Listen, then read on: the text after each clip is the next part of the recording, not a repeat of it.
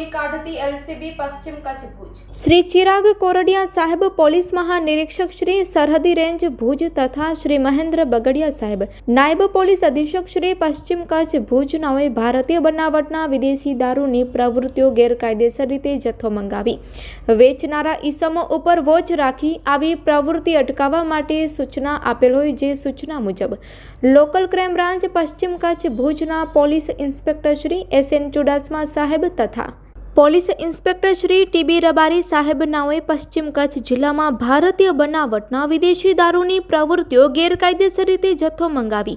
વેચનારા ઈસમો ઉપર વોચ રાખી કાયદેસર કાર્યવાહી કરવા સૂચના અને માર્ગદર્શન આપેલ હોય, જે અનુસંધાને local crime branch ASI Jaydeepsinh Zala, Balbhadrasinh Rana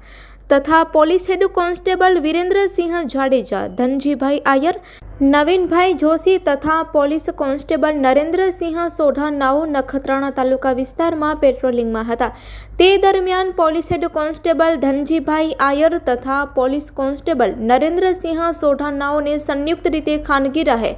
બાતમી હકીકત મળેલ કે ચંદનસિંહ જીવરાજસિંહ રાઠોડ રહેવાસી JP હોટેલની સામે તળાવની બાજુમાં નખત્રાણા વાળો તેના કબજા ભોગવટાના મકાનમાં ભારતીય બનાવટનો વિદેશી દારૂનો જથ્થો રાખી વેચાણ કરે છે, જે હકીકત આધારે તપાસ કરતા ભારતીય બનાવટનો વિદેશી દારૂનો જથ્થો મળી આવેલ, જે બાબતે હાજર નહીં મળી આવેલ ઈસમ વિરુદ્ધ કાયદેસરની કાર્યવાહી કરી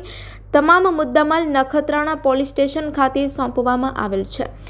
કબજે કરેલ મુદ્દામાલ ભારતીય બનાવટની અલગ અલગ બ્રાન્ડની વિદેશી દારૂની બોટલો તથા